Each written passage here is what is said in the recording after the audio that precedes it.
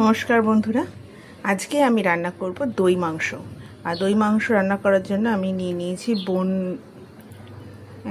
দেওয়া চিকেন। এটা আপনারা বোনলেস চিকেনও করতে পারেন। আসলে আমাদের বাড়িতে সবাই বোন পছন্দ করে, বোন চিকেন পছন্দ করে। তো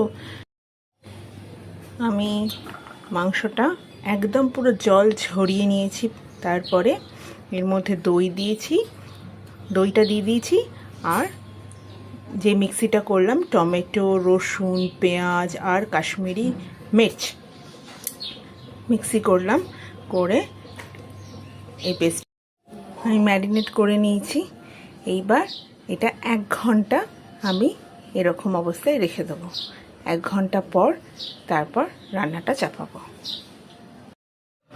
1 ঘন্টা মাখিয়ে রাখার পর এবার মাংসটা রেডি করব। ননস্টিক কড়াই নিয়ে নিয়েছি। এবার সাদা তেল দিয়ে অল্প সাদা তেল দেবো এতে।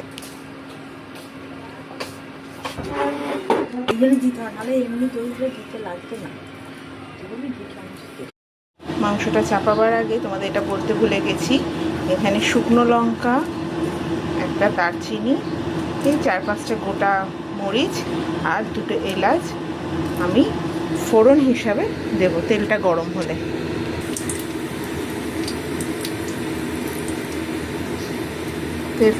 তেলটা গরম দিয়ে দিলাম। আবারও বলি, শুকনো লঙ্কা কাঠ, 4-5টা গোটা গোলমরিচ, 2টো এলাচ ফোড়নে দিয়েছি।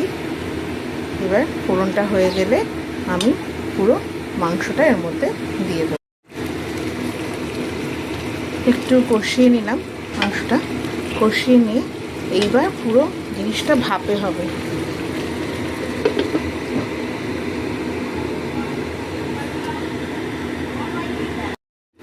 চিকেনটা মোটামুটি রেডি হয়ে এসছে, আর একটু সেদ্ধ হলেই নামিয়ে নেব। তো আর কিছুক্ষণ হওয়ার আগে 2 চামচ একটু চিনি দিয়ে দেবো আমি, কারণ যখন ম্যারিনেট করেছিলাম তখন তো চিনিটা দিইনি। চিনি দিয়ে দেবো। ব্যাস, আমার চিকেন রেডি। এবার নামাবার আগে একটু গোলমরিচ দিয়ে দেবো। গোলমরিচের ঝালটা একটু মুখে পড়লে ভালো লাগে খেতে। ব্যাস।